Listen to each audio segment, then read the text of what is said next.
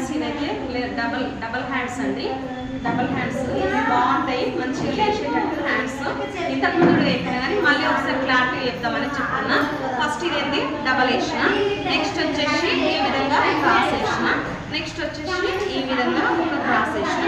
ఇప్పుడు ఏం చేయాలంటే హ్యాండ్ యొక్క హైట్ తీసుకోవాలి. 5.5 తీసుకుంటున్నాండి. ఎగ్జాక్ట్గా 5 అన్నట్టు, ఒక 1/2 ఇంచ్ అట్లా కుట్లలోకి ఇక్కడ మర్చి కుట్టడానికి పోతుంది అన్నట్టు. నెక్స్ట్ వచ్చేసి చంక లూజ్ వచ్చేసి ఒక 7 అండి. చంక లూజు 7.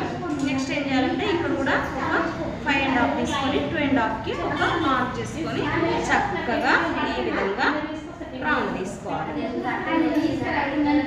ఈ విధంగా రౌండ్ తీసుకొని హ్యాండ్ లూజ్ వచ్చేసి ఒక 5.5 ఉంటుంది. చూడండి ఈ విధంగా. ఇది డబల్ హ్యాండ్ కట్టింగ్ అంటారు. చూడండి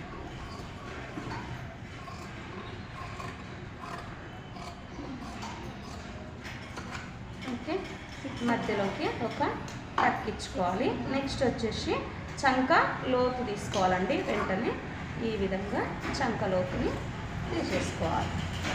ఇది షేప్ అయితే ఇట్లా రావాలి, లోతు తీసిన షేప్ ఇట్లా రావాలి. ఇది ఫ్రంట్ వైపు నేను టక్ ఇచ్చుకున్నా.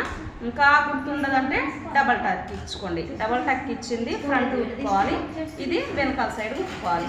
ఓకే చూడండి ఈ విధంగా వస్తుంది. కుట్టుకున్న తర్వాతకి ఈ విధంగా వస్తుంది. Okay bye.